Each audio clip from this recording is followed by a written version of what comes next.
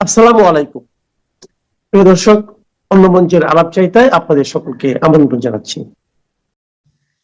নমস্কার, আমি তরুণ ঘোষ। প্রধানমন্ত্রী নরেন্দ্র মোদী আজ এখন সেখান থেকে তিনি দুটো নির্দেশ দিয়েছেন, আমি দেশে ফেরা না পর্যন্ত কোনো বড় সিদ্ধান্ত নেবেন না। এবং 2 নম্বর, যে আপনারা একটা বৈঠক করে রাখুন। এই তার নির্দেশের পরেই এই দুটো নির্দেশের এই দুটো নির্দেশ, তার নির্দেশের পরেই বাংলাদেশ ডেপুটি বা বাংলাদেশ হাই কমিশন তার ভিসা সেন্টারটি গতকাল যেটা বন্ধ করেছিল আজকে খুলে দিয়েছে। দ্বিতীয় নির্দেশ, এখন রাজনাথ সিং প্রতিরক্ষা ব্যবস্থা নিয়ে ব্যস্ত, তাই অমিত শাহ রয়েছেন হাতের কাছে। অমিত শাহর নেতৃত্বে আজকে সকাল 12টার সময় একটা বৈঠকে বসেছে আমাদের খাদ্যমন্ত্রী এবং এফসিআই ডিরেক্টর এবং আপনার foreign trade department of foreign ট্রেডের সমস্ত কর্তারা। সেখানে হিসেব করা হয়েছে এফসিআই এর গোডাউনে আমাদের কত মাল রয়েছে, কত মাল আমাদের বিদেশে রপ্তানি হবে এবং কত মাল এখনো আমাদের ক্ষেত থেকে এসে চাষিদের কাছ থেকে পৌঁছাবে, কত লক্ষ মেট্রিক টন এসে পৌঁছাবে, সেগুলো কাদের কাদের কাছে যাবে, কি যাবে না যাবে, এটা একটা হিসেব করা হয়েছে। এবার দেখা যায় বাংলাদেশ থেকে কি কি আমাদের চেয়ে পাঠানো হয়েছে। সেখানে দেখা যাচ্ছে এখনো 1.5 লক্ষ কোটি টন, 1.5 লক্ষ মেট্রিক টন চাল, কত গম আমি ঠিক জানি না, পেঁয়াজ, কাঁচা লঙ্কা এবং অন্যান্য মশলাপাতি, এই সমস্ত চেয়ে রাখা হয়েছে, যেগুলো মানে পরে এগুলো টাকা দিয়ে নিয়ে যাওয়ার ব্যাপারে। আপাতত সেই পাতাটাকে মুলতুবি করে রাখা হয়েছে, মানে ভাঁজ করে পাতাটাকে, ওই যে 1/4 যে সাইজটা থাকে সেটাকে, এই এই যে পেস্টটা রয়েছে এই পেস্টটাকে এরকম ভাবে ভাঁজ করে রাখা হয়েছে। এটা খুব অর্থবহ যে ওই ভাঁজ করে রাখার অর্থ যে এটা আপাতত ভাঁজ করা থাক। মানে বাংলাদেশে পণ্য পাঠানোর ব্যাপারে প্রধানমন্ত্রী এসে শেষ সিদ্ধান্তটি নেবেন। কারণ যদি কিছু না হয়, বাংলাদেশের ব্যাপারে যদি কোনো রকম কিছু না অ্যাকশন হয়, তাহলে এখানে বিরোধীরা কিন্তু বসে আছে সরকারের টুটি চিপে ধরার জন্য। সুতরাং যখন একটা কিছু বাংলাদেশ সম্পর্কে যখন লাথালাথির ব্যাপার চলছে, এখানে সব লাথালাথির ব্যাপার চলে, এ ওকে লাদ মারছে, ওকে লাদ মারছে, কখনো প্রণয় বার্মাকে লাদ মেরে তাড়াচ্ছে, কখনো পররাষ্ট্র উপদেষ্টাকে লাদ মেরে তাড়াচ্ছে। প্রণয় বার্মার কথা ছেড়ে দিন, সেটা আমাদের দেশের লোক, তার দেশের লোক হচ্ছে পররাষ্ট্র উপদেষ্টা। তার দোষ কি? সে বলেছে যে হাসনাত যেটা বলেছে যে একে প্রণয় ভার্মাকে লাথি মেরে দেশে পাঠিয়ে দাও, দেশ থেকে বের করে দাও, সেটা সরকারের বক্তব্য নয়, উনি সরকারের অংশ নন। এই সরকারের অংশ নন কেন? এই নিয়ে হয়ে গেছে গন্ডগোল। তা এই নিয়ে গন্ডগোল তো হয়েছে। এখন কবর তো খুলেছেন কে? কবর খুলেছেন তো স্বয়ং ডক্টর ইউনূস। তিনি করেছেন যে তিনি প্রথমেই তো বলে দিয়েছেন এই যে ছাত্ররা তারা আমার নিয়োগকর্তা, তারা বললে আমি চলে যাব। খুব শিগগিরই তারা বলবে লাথি মেরে আপনাকে তাড়িয়ে দেবো, আপনি ফ্রান্সে চলে যান বা দেশের বাইরে যেখানে খুশি চলে যান। এটা ওনাকে শুনতে হবে, শুধু সময়ের অপেক্ষা। এটাও ওনাকে শুনতে হবে, লাথি মেরে আপনাকে তাড়িয়ে দিচ্ছি, আপনি যান। তারপর দেশে একটা অরাজক পরিস্থিতি হবে। আর এদিকে এখন ওই বৈঠকটা যেটা হয়েছে, ওই বৈঠকটাতে এই খবরটা আপনাদের বললাম যে আপাতত নরেন্দ্র মোদী যতক্ষণ না এসে ফিরে আসছেন এবং বৈঠকে বসছেন, ফাইনালের সিদ্ধান্ত হবে, ততক্ষণ পর্যন্ত এই যে ভিসা কাউন্টারটা সঙ্গে সঙ্গে খুলে দেওয়া হয়েছে আজকে। আপাতত যে খুলে দেওয়া হয়েছে, আমি জন্য বলেছিলাম আপাতত খুলে দেওয়া হয়েছে এবং এই মিটিংটাকে সেরে রাখা হয়েছে। তিনি এলে পরে যত তাড়াতাড়ি সম্ভব তার টেবিলে সমস্ত ফাইলপত্রগুলো চলে যায়। দ্বিতীয় হচ্ছে হাদি নিয়ে একটা খবর আছে। হ্যাঁ, তার আগে বলে দিই যে নেপাল এবং মালদ্বীপ এরা দুজনে যখন খুব বাড়াবাড়ি শুরু করেছিল, তখন কিন্তু ঠিক এই পন্থায় গিয়েছিল ভারতবর্ষ। প্রথমে খাবার টাবার গুলো বন্ধ করে দিয়েছিল, ইলেকট্রিসিটি বন্ধ করে দিয়েছিল, দিয়ে একেবারে টোটালি ব্ল্যাক আউট করে দেয়, একেবারে খাদ্যবিহীন করে দেয়। তারপরে ওই মালদ্বীপও সুরসুর করে চলে এসছে, আবার নেপালও সুরসুর করে চলে এসছে। কারণ সবার টিকিটা তো এখানে বাঁধা, যার টিকি বাঁধা আছে সে যাবে কোথায়? আচ্ছা চলুন এবার হাদির খবর একবার দেখি, হাদির খবরটা কি হয়েছে। হাদির যে এখানে চিকিৎসায় রয়েছে সেটা হচ্ছে সিঙ্গাপুর, দেশটার নাম সিঙ্গাপুর। সিঙ্গাপুর একটা হসপিটাল, সেই হসপিটালের যেখানে রয়েছে সেখানে যেটা বলা হচ্ছে তার 98% ব্রেন ডেথ হয়েছে। 98%, যেখানে গুলিটা গিয়ে বিঁধেছে সেখানে গিয়ে বিষাক্ত হয়ে গেছে, সেটা 98% তার ব্রেন ডেথ হয়ে গিয়েছে। কিন্তু শ্বাস প্রশ্বাস চলছে, হৃদযন্ত্র চলছে, ফলে ক্লিনিক্যালি ডেথ বলা যাচ্ছে না, কিন্তু তাকে বলছে যে ব্রেন ডেথ, তাকে ব্রেন ডেথ হয়েছে, ক্লিনিক্যালি ডেথ কিন্তু বলা হচ্ছে না। তা ওখানে ওদের যে পররাষ্ট্র মন্ত্রী আছে সিঙ্গাপুরের, পররাষ্ট্রমন্ত্রী ডক্টর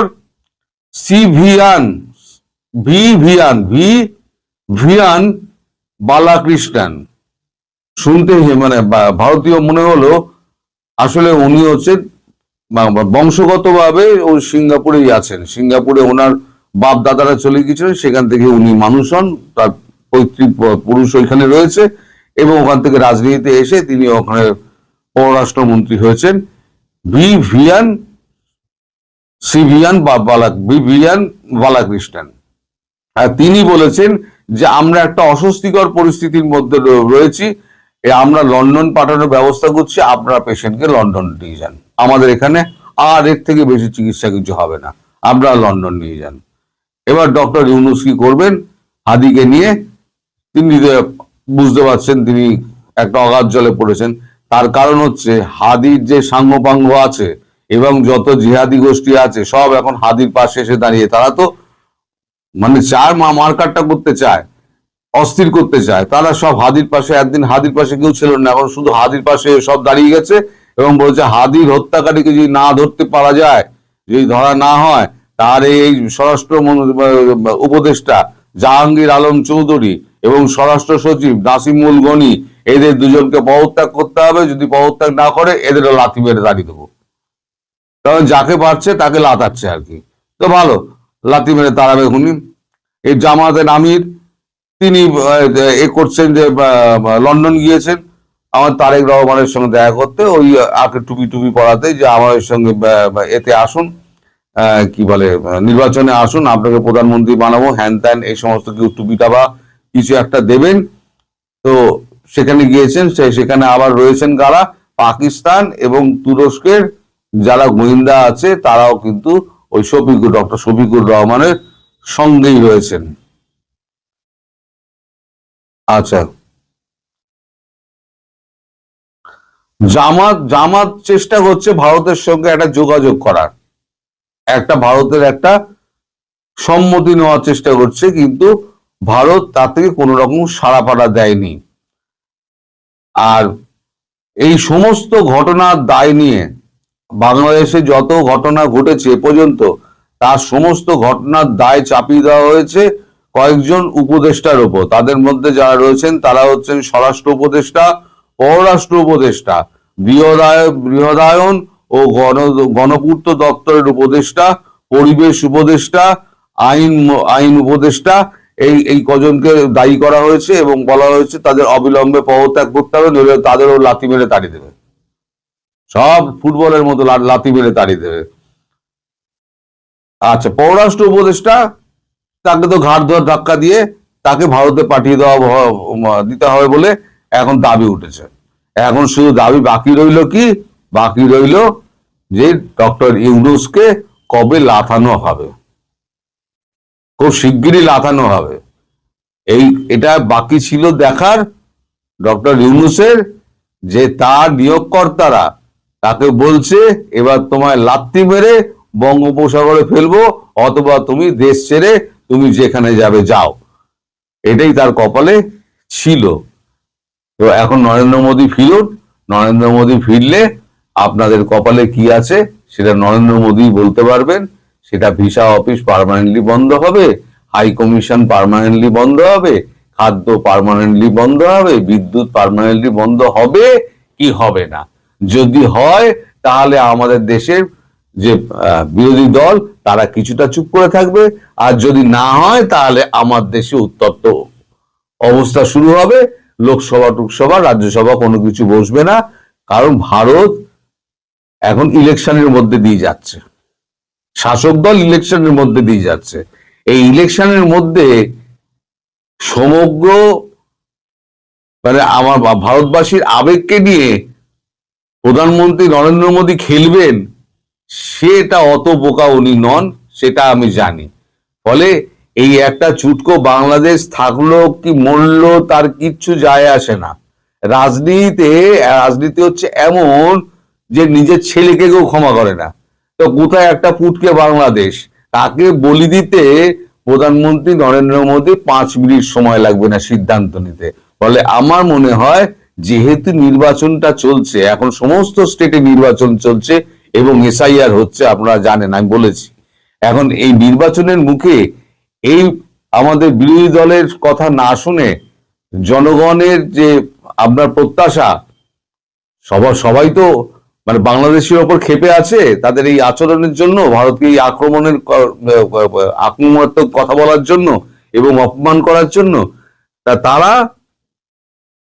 ভারতীয় আবেগকে যদি সরকার দাম না দেয় তাহলে তার কঠিন মূল্য তাকে চোকাতে হবে, সেটা ভারত সরকার এবং নরেন্দ্র মোদী খুব ভালো করে জানেন। ফলে বাংলাদেশকে ছেটে ফেলতে তার 5 মিনিট সময় লাগবে না। এখন তিনি ফিরলে পরে বোঝা যাবে কি হবে না হবে। সবাই ভালো থাকবেন, সুস্থ থাকবেন এবং সাবধানে থাকবেন। নমস্কার। সম্মানিত দর্শক, উসমান হাদি আহত হওয়ার পর পুরো বাংলাদেশের রাজনীতিতে টানটান উত্তেজনা। দেশের অভ্যন্তরে রাজনীতির যে একটা স্বাভাবিক গতিপথ ছিল সেটি থমকে দাঁড়িয়ে গেছে। নির্বাচনের যে ট্রেনটি চলছিল সেই ট্রেনটিও থেমে গেছে। যদিও প্রধান নির্বাচন কমিশনার বলার চেষ্টা করেছেন যে নির্বাচনের আগে এরকম বহু হত্যাকাণ্ড ঘটে এবং সেগুলো বিচ্ছিন্ন ঘটনা, এবং সেই ঘটনার কারণে কখনো নির্বাচন থেমে থাকেনি।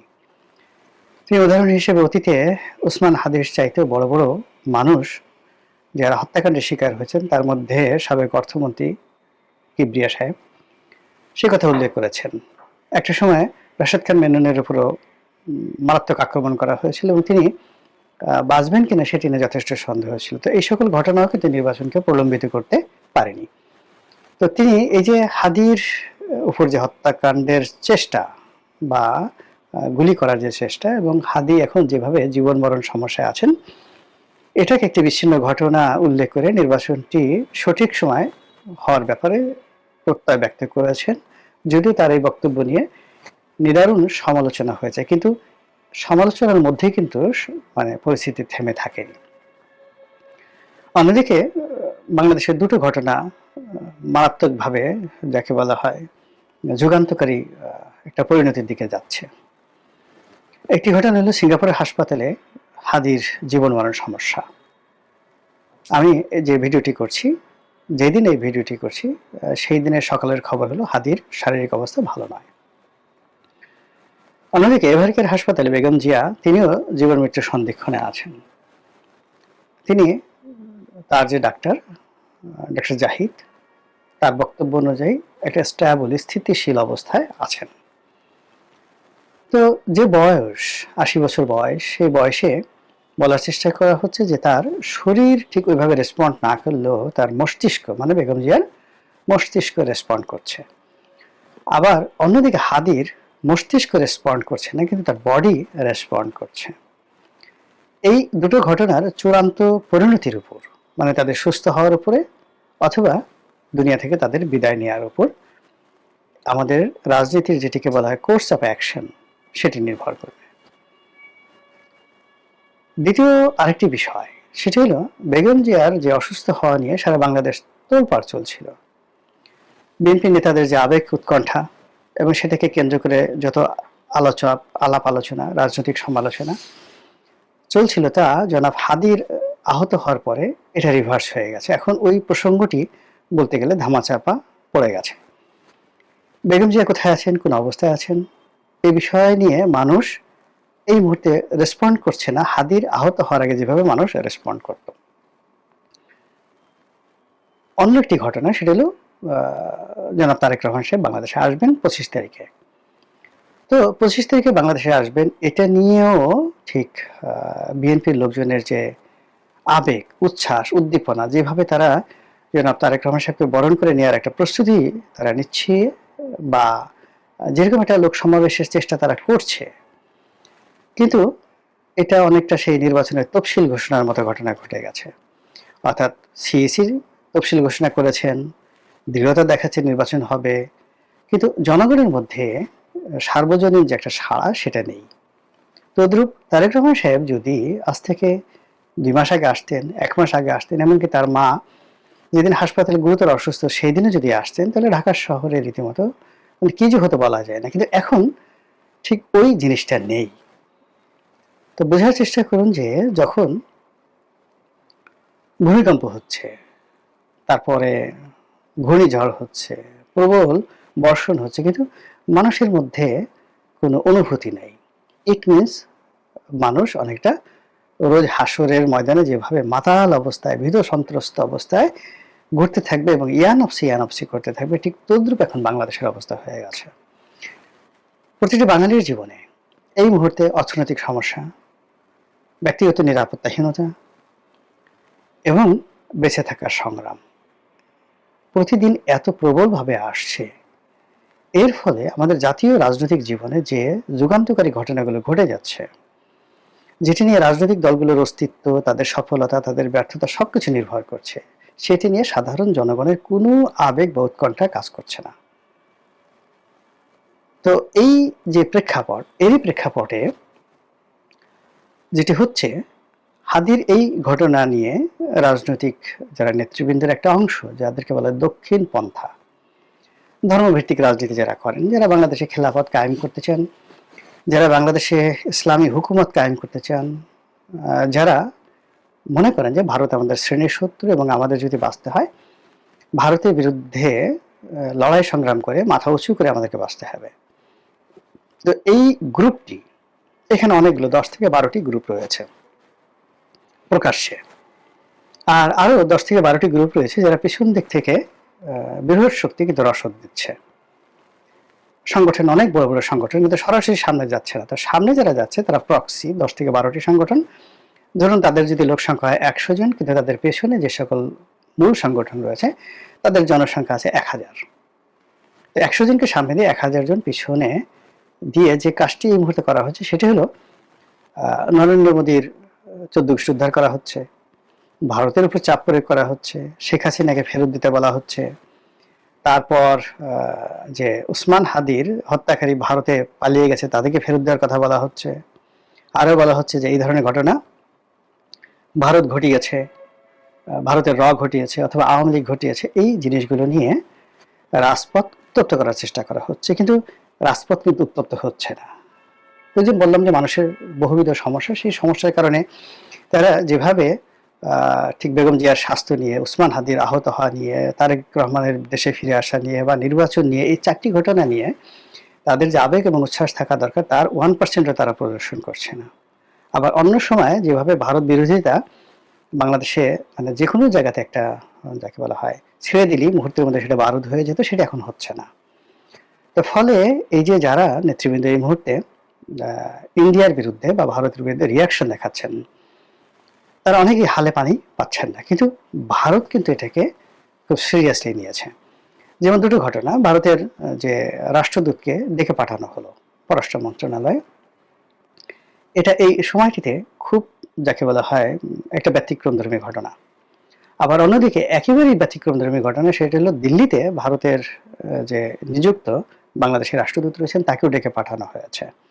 তো বোঝার চেষ্টা করি যে দুটো বিষয় একই সঙ্গে ঘটেছে, যেটা অতীতে এইভাবে কোনো সীমান্তের বিষয় নিয়ে বা অন্য কোনো দ্বিপাক্ষিক বিষয় নিয়ে, এমনকি 1971 সনে এরকম ঘটনা পাকিস্তানের জমানাতে ঘটেছিল কিনা আমি বলতে পারবো না, যে বাংলাদেশে ভারতের রাষ্ট্রদূতকে ডেকে পাঠানো হয়েছে এবং ইমিডিয়েটলি উইদিন 24 ঘন্টার মধ্যে আবার দিল্লিতে পাকিস্তানের রাষ্ট্রদূত ডেকে নেওয়া হয়েছে। এই ঘটনা ঘটেছে কিনা আমি বলতে পারবো না, বাট এটা এই সময়টাতে ঘটেছে।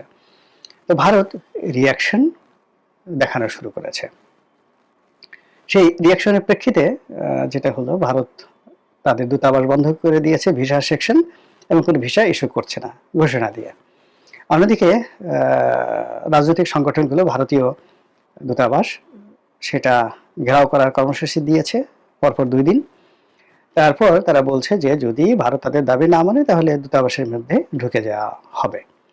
এবং এটা এক্ষেত্রে তারা ইরানের যে সফলতা অতীতে আয়াতুল্লাহ খামেনির জামানাতের সফলতা, সেই সফলতাকে তারা কাজে লাগাতে চাচ্ছে বা উদাহরণ হিসেবে ব্যবহার করতে চাচ্ছে। আপনাদের মনে আছে যে ইরানের বিপ্লবের পর তেহরান বিশ্ববিদ্যালয়ের ছাত্ররা তারা মার্কিন দূতাবাস দখল করেছিল এবং প্রায় 100 জনের মতো মার্কিন কর্মকর্তা কর্মচারী, মানে ডিপ্লোম্যাট যারা ছিলেন, তাদেরকে জিম্মি করেছিল এবং এটা সারা পৃথিবীতে তোলপাড় শুরু করেছিল। কিন্তু ইরান একটু মাথা নোয়ায়নি, বরং সেই তেহরান বিশ্ববিদ্যালয়ের ছাত্রদের দাবি মেনে নিয়ে সেই জিম্মিদেরকে তারা উদ্ধার করেছিল। তো এটা যদি আমেরিকার মতো একটা রাষ্ট্রের ক্ষেত্রে ঘটতে পারে, ভারতের রাষ্ট্রদূত বা কর্মকর্তা বা এটা কোনো বিষয় না, মানে মনে করা হচ্ছে, আন্দোলনকারী মনে করছে যেখানে ইরান একটা যাকে বলে নতুন একটা রাষ্ট্র, সে 1980 সনে বা 81 সনে। তারপরে আবার আমেরিকা পৃথিবীর তখন পরাশক্তি, তো সেই তুলনায় ভারত আর বাংলাদেশের মধ্যে কি এমন অবস্থা। এই জন্য তারা এই মুহূর্তে ভারত দূতাবাসকে জিম্মি করে হুমকি দিয়ে ভারতকে ভয় দেখিয়ে তারা তাদের স্বার্থ বা দাবি আদায় করতে চাচ্ছে। এবং এটা আপনি যাকে বলা হয় অতীতের কর্মকাণ্ড যদি দেখেন ভারতের, তারপরে শেষে গ্লোবালি এই ধরনের ঘটনা যেখানে যেখানে ঘটেছে সেখানে তাদের সফলতার হার যদি দেখেন, সেই ক্ষেত্রে যারা এই আন্দোলন করছে তারা সঙ্গত করে ভালো কিছু আশা করতে পারেন। অন্যদিকে যারা মানে সামগ্রিক খবরাখবর রাখেন তারা খুব ভালো করে জানেন যে এনসিপি নেতা জনাব হাসনাত আবদুল্লাহ, তিনি মানে উসমান হাদির আহত হওয়ার পরে অত্যন্ত দৃঢ়ভাবে হুমকি দিয়ে বলেছেন যে যদি এই ধরনের কর্মকাণ্ড ভারত বন্ধ না করে, শেখ হাসিনাকে ফেরত না দেয়, তাহলে ভারতের 7 সিস্টার বিচ্ছিন্ন করে দেয়া হবে। এবং এই হুমকি মানে অতীতে বহুবার বহুজনে দিয়েছে, কিন্তু ভারত কখনো কগনিজেন্সে নেয়নি। এই প্রথম ভারতের জনগণ, ভারতের মিডিয়া, ভারতের প্রধানমন্ত্রী, দিল্লির কূটনৈতিক মহল, এমনকি জয়শঙ্কর সহ সবাই কিন্তু এখানে প্রতিক্রিয়া দেখাচ্ছে। দ্বিতীয়ত, ভারতের যারা সাবেক সেনা কর্মকর্তা রয়েছেন তারা তাদের যারা বিভিন্ন সময় ইস্টার্ন রিজনে কর্মরত ছিলেন, কর্নেল, ব্রিগেডিয়ার পদমর্যাদায় ভারতীয় সেনাবাহিনী কর্মকর্তা, তারা জনাব হাসনাত আবদুল্লাহর ছবি সহ তার যে টুইট বার্তা থেকে শুরু করে তার যে বক্তব্যের যে ফটোকার্ডগুলো রয়েছে ভারতের বিরুদ্ধে বা 7 সিস্টার্সের বিরুদ্ধে তিনি যে বক্তব্য দিয়েছেন, সেই ফটোকার্ডগুলো সামনে নিয়ে তারা রীতিমতো হুমকি দিচ্ছে যে উসমান হাদির যে পরিণতি হয়েছে একই পরিণতি হবে জনাব হাসনাত আবদুল্লাহর।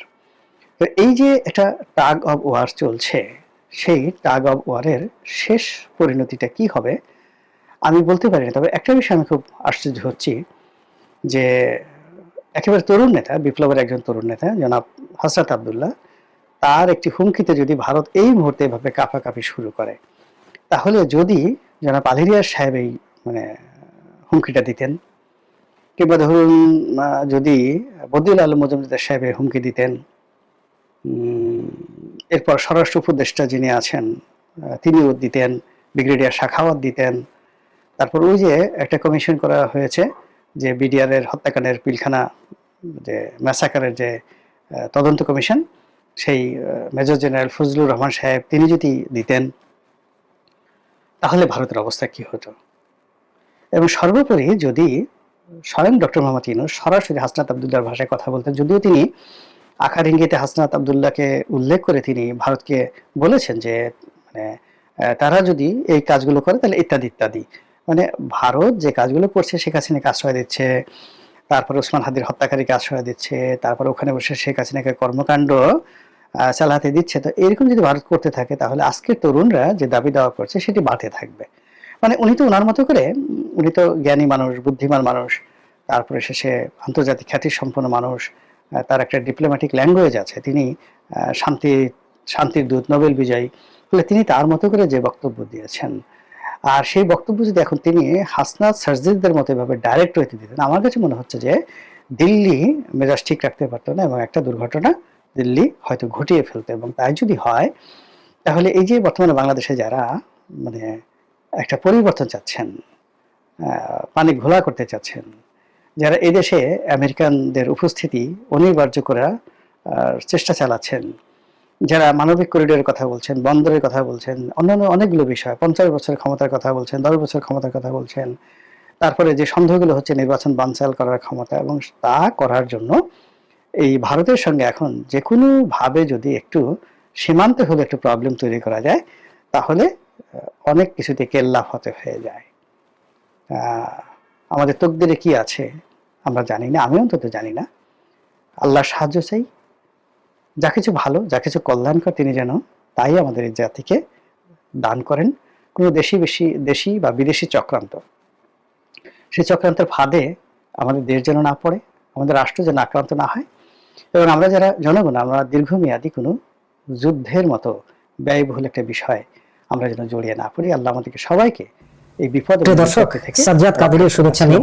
এই মুহূর্তে আপনাদের সামনে কথা বলতে এসে 71 সালের পর বাংলাদেশ নিয়ে সবচেয়ে বড় চ্যালেঞ্জের মুখে ভারত। এই প্রসঙ্গটি এই কারণেই বলছি যে বাংলাদেশে যে পরিস্থিতি, যে অগ্নিগর্ভ তৈরি হয়েছে, আপনি যদি হঠাৎ করে আজকে রাতে বা কালকে শোনেন যে গতকাল বৃহস্পতিবার রাতে বাংলাদেশের প্রধান জাতীয় দৈনিক প্রথম আলো কিংবা ডেইলি স্টারের অফিসে ঢুকে যেভাবে ভাঙচুর, লুটপাট করা হলো, কিংবা সেখানকার কর্মীদেরকে অবরুদ্ধ করে রাখা হয়েছিল, কিংবা সায়ানট ভবনে যেভাবে ভাঙচুর, লুটপাট এবং অগ্নিকাণ্ড ঘটানো হলো, ঠিক একইভাবে যদি আপনি হঠাৎ করে শোনেন যে ভারতীয় দূতাবাসে ঢুকে অগ্নিকাণ্ড ঘটানো হয়েছে, লুটপাট করা হয়েছে, কিংবা কর্মীদের হেনস্থা করা হয়েছে, তাহলে কিন্তু এই মুহূর্তে অবাক হবার কিছু থাকবে না। বাংলাদেশ আসলে একটা অগ্নিগর্ভের মধ্যে, এটা অনেকদিন ধরে, গত 1.5 বছর ধরেই একটা অগ্নিগর্ভ হয়ে আছে, এবং সর্বশেষ অগ্নিগর্ভ আরো তৈরি করবার একটা প্রচেষ্টা চলছে।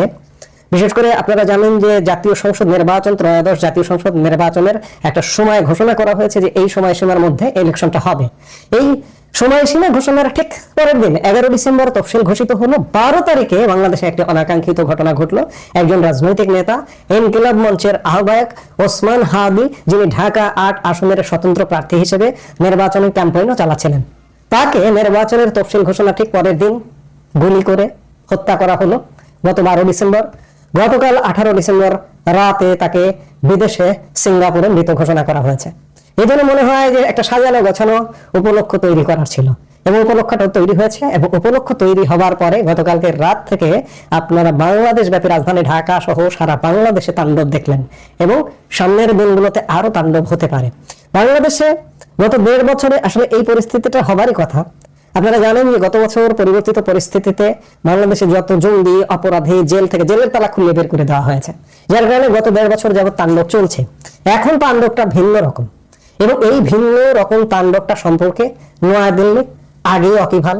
গতকাল যেমন বৃহস্পতিবার বিকেলে ভারতের পররাষ্ট্র মন্ত্রণালয় সংক্রান্ত সংসদীয় স্থায়ী কমিটি, যে কমিটির চেয়ারপারসন এবং ভারতীয় জাতীয় কংগ্রেস সাংসদ শশী থারুরের সেই সংসদীয় কমিটি একটা রিপোর্টে জানিয়েছিল স্পষ্ট করে যে 1971 সালের পর বাংলাদেশ নিয়ে সবচেয়ে বড় চ্যালেঞ্জের মুখে পড়েছে ভারত। সতর্কভাবে বিষয়টি সামলাতে না পারলে ভারতের সমস্যা অনেকটা বাড়বে। সংসদীয় কমিটির রিপোর্টে স্পষ্ট ইঙ্গিত দেওয়া হয়েছিল যে বাংলাদেশ যে এভাবে জ্বলে উঠতে পারে সেটা ভারত আজ করতে পেরেছে। গতকাল ওসমান হাদির মৃত্যু ঘোষণার কয়েক ঘন্টা আগেই সে কথা জানিয়েছিল ভারতের পররাষ্ট্র মন্ত্রণালয় সংক্রান্ত সংসদীয় স্থায়ী কমিটির রিপোর্ট। পরিবর্তিত বাংলাদেশের প্রতি সরকারের কেমন কূটনৈতিক কৌশল নেওয়া উচিত সেই নিয়ে একগুচ্ছ সুপারিশ করেছে শশী থারুরের নেতৃত্বাধীন সংসদীয় কমিটি। রিপোর্টে বলা হয়েছে 1971 সালে মানবিকতার বিষয় ছিল, নতুন এক রাষ্ট্র গঠিত হয়েছিল, কিন্তু বর্তমানে সমস্যা অনেক গভীরে। রাজনৈতিকভাবে পুরো বদলে গিয়েছে বাংলাদেশ। কূটনৈতিক দিক থেকেও চীন এবং পাকিস্তানের প্রভাব বাড়ছে বাংলাদেশে, অর্থাৎ ভারত বিরোধিতার পথে এগোচ্ছে ঢাকা। এই সময়টা ভারতের কাছে অত্যন্ত গুরুত্বপূর্ণ। সতর্কভাবে সামাল দিতে না পারলে বাংলাদেশে কট্টর ভারত বিরোধিতা আরো অগ্নিগর্ভ হয়ে উঠবে বলে রিপোর্টে বলা হচ্ছে। আপনারা জানেন যে বাংলাদেশের ইতিমধ্যে 3টি ভিসা কেন্দ্র বন্ধ করে দিয়েছে ভারত। বুধবার বন্ধ করবার পরে ঢাকা ভিসা কেন্দ্র বৃহস্পতিবার খোলা হলেও চট্টগ্রাম এবং রাজশাহী ভিসা কেন্দ্র বন্ধ রয়েছে। আর বৃহস্পতিবারই হামলার মুখে পড়েছে চট্টগ্রাম উপ হাই কমিশন দপ্তর। শশী থারুর কমিটির সুপারিশ, কোনো বিদেশি শক্তি যেন বাংলাদেশের মাটিতে ঘাঁটি না গড়তে পারে সেদিকে নয়াদিল্লির কড়া নজর রাখতে হবে। সেই সঙ্গে যোগাযোগ, বন্দর এবং পরিকাঠামো গঠনের ক্ষেত্রে বাংলাদেশকে কিছু বিশেষ ছাড় দেওয়ার বিষয়টিও প্রস্তাব করেছে কমিটি। একটা সময় নিষিদ্ধ বাংলাদেশের ইসলামপন্থী রাজনৈতিক দল জামাতে ইসলামীকে যেভাবে রাজনীতির মূল স্রোতে ফেরানো হয়েছে সেটাও ভারতের মাথা ব্যথা বাড়াবে। কমিটির আশঙ্কা, জামাতের স্বীকৃতি লাভ এবং আওয়ামী লীগকে নিষিদ্ধ করায় আগামী দিনে বাংলাদেশের স্বচ্ছ নির্বাচন একেবারেই বিলুপ্ত হয়ে যেতে পারে। গতকাল বৃহস্পতিবার ভারতের সংসদীয় কমিটির রিপোর্টের পরে বাংলাদেশ পরিস্থিতি ভারত খুব তীব্রভাবে নজর রাখছে, ভবিষ্যৎ কর্ম পরিকল্পনা নির্ধারণ করছে এবং একই সাথে তাৎক্ষণিকভাবে ভারত অন্ততপক্ষে সীমান্তে একটা সতর্ক অবস্থান নিয়েছে এমনটাই জানা যাচ্ছে। বিশেষ করে চিকেন স্নেকের সুরক্ষায় কোনো আপোষ করছে না। চরম অরাজক পরিস্থিতির জেরে বৃহস্পতিবার রাত থেকেই ভারত বাংলাদেশ সীমান্ত এলাকায় কড়া নজরদারি শুরু হয়েছে। কার্যত নিরাপত্তা বলে মুড়ে ফেলা হয়েছে দীর্ঘ সীমান্ত সংলগ্ন প্রতিটি জনপদ। Thermal camera, night vision camera, CCTV camera ও ড্রোনের সাহায্যে নজরদারি চালানো হচ্ছে। কেন্দ্রীয় গোয়েন্দা সূত্রে জানা গিয়েছে, উত্তরে কুচবিহার, জলপাইগুড়ি, দার্জিলিং, 2 দিনাজপুর এবং মালদহ মিলিয়ে 6 জেলায় ভারতের পশ্চিমবঙ্গে 1400 কিলোমিটার ভারত বাংলাদেশ সীমান্ত রয়েছে। এই পুরো পশ্চিমবঙ্গের সীমান্ত কড়া নজরদারিতে রাখা হয়েছে এবং অন্যান্য অঞ্চলে, অন্যান্য সীমান্তেও কড়া নজরদারিতে রাখা হয়েছে। বিশেষ করে ইতিমধ্যে 22 কিলোমিটার প্রশস্ত চিকেন স্নেক বা শিলিগুড়ি করিডোর রক্ষায় বাংলাদেশ সীমান্তের পাশে আসামের ধূপগুড়ি সংলগ্ন বামুনি, বিহারের কিষানগঞ্জ এবং উত্তর দিনাজপুরের চোপড়া এলাকায় গড়ে ওঠা 3টি সামরিক ঘাঁটিকে ইতিমধ্যে সতর্ক করা হয়েছে। চিকেন স্নেক এলাকার নিরাপত্তার দায়িত্বে রয়েছে ভারতীয় সেনার ত্রিশক্তি কর্পস। বৃহস্পতিবার রাত থেকে ওই ইউনিটের তৎপরতা বেড়েছে। অবশ্য আগে থেকে হাসিমারা বায়ুসেনা ঘাঁটিতে মোতায়েন রাখা হয়েছে রাফাল যুদ্ধবিমান, বিভিন্ন মিগ ভ্যারিয়েন্ট ও ব্রহ্মস ক্ষেপণাস্ত্র। গোয়েন্দা সূত্রে জানা গেছে, যে কোনো পরিস্থিতি মোকাবেলায় সেখানেও বিশেষ সতর্কতা জারি করা হয়েছে। ভারতীয় গোয়েন্দা সূত্রের খবর, বাংলাদেশে অবস্থানরত ভারতীয় নাগরিক ও কূটনৈতিক প্রতিষ্ঠানের উপর বড়সড় জঙ্গি হামলার ছক কষছে পাকিস্তানের গুপ্তচর সংস্থা ISI। আমি এই আলাপের শুরুর দিকে যেটি বলছিলাম যে হঠাৎ করে যদি ভারতীয় দূতাবাসে ঢুকে পড়ে কিচ্ছু করার থাকবে না বা অবাক হবার কিছু থাকবে না। সূত্র অনুযায়ী এই বছরের শেষ হবার আগেই নাকি বাংলাদেশের হাই কমিশনার দপ্তর, ভিসা দপ্তরে আত্মঘাতী হামলা ছক ISI এর। এই ষড়যন্ত্রে সক্রিয়ভাবে একাধিক ইসলামপন্থী সংগঠন জড়িত বলেও গোয়েন্দা রিপোর্টে বলা হয়েছে। এর মধ্যে বাংলাদেশের যে রাজনৈতিক দল একটি জামাতে ইসলামীকেও বলা হচ্ছে, নিষিদ্ধ সংগঠন হিজবুত তাহরির, আনসার আল ইসলাম এবং তথাকথিত স্ট্যান্ডার্ড পাকিস্তানি বা মহাজির সম্প্রদায়ের একটি অংশের কথা বলা হচ্ছে। গোয়েন্দা সূত্রের খবর, 17 ডিসেম্বর ঢাকায় অবস্থিত ভারতীয় হাই কমিশন ঘেরাও কর্মসূচির পেছনে ISI এর হাত রয়েছে। পরিকল্পনা ছিল কমিশন চত্বরে অগ্নিসংযোগ, ভাঙচুর এবং ভারতীয় কূটনীতিকদের শারীরিকভাবে আক্রমণ করা। যদিও নিরাপত্তা ব্যবস্থার কারণে বড়সড় বিপর্যয় এড়ানো সম্ভব হয়েছে, তবে সামনে যে ঘটবে বা ঘটবে না এটা উড়িয়ে দেওয়া যায় না। কেন্দ্রীয় গোয়েন্দারা জেনেছে, বাংলাদেশে ভারত বিরোধী কার্যক্রমের মূলেই রয়েছে ISI এর ছক। সম্প্রতি মহাজির রেজিমেন্ট নামে একটি নতুন জঙ্গি ইউনিট গঠনেরও তথ্য মিলেছে, যেখানে বাংলাদেশে থাকা পাকিস্তানি যুবকদের নিয়োগ করা হয়েছে। এই ইউনিটকে আত্মঘাতী হামলার প্রশিক্ষণ দেওয়া হয়েছে বলে প্রাথমিক খবর পেয়েছে গোয়েন্দারা। যাই হোক, সবকিছু মিলে বাংলাদেশ একটা অগ্নিগর্ভ উত্তপ্ত অবস্থা, নির্বাচন হবে না এমনটাই বোঝা যাচ্ছে এবং ভারত বিরোধিতা এক প্রকার চরমে। আমরা কঠিন এক পরিস্থিতির মুখোমুখি। তবে এই যে অন্ধকার, এত পরিস্থিতি খারাপ, তারপরেও আমি আপনাদের আশার কথা শোনাতে চাই যে যত অন্ধকার হচ্ছে না ঠিক ততই আলো কাছে আসছে, যত বাড়াবাড়ি হচ্ছে ঠিক ততই এই বাড়াবাড়িটা দমন হবে। বাড়াবাড়িরও একটা শেষ আছে, আমরা সেই শেষটা দেখবার অপেক্ষায় আছি। গত 1.5 বছর ধরে নানাভাবে অপেক্ষা করছে। এই বুঝে আলোর ঝলকানি আসছে, এই বুঝে আলো দূরে সরে যাচ্ছে, নানা রকম ঘটনা ঘটছে পর্দার আড়ালে নেপথ্যে। আমরা নিশ্চয়ই আলোর পথে হাঁটবো। কোনো অনিষ্ট শক্তি হয়তো আমাদেরকে সাময়িক গর্তে ফেলে দিয়েছে, সাময়িক গর্তে ফেলে দেবে, কিন্তু ইন দ্য লং রান আমরা আলোর পথে আসবই। আপনারা হয়তো সারা বাংলাদেশের মানুষ, টেকনাফ থেকে তেতুলিয়ার মানুষ চিন্তিত।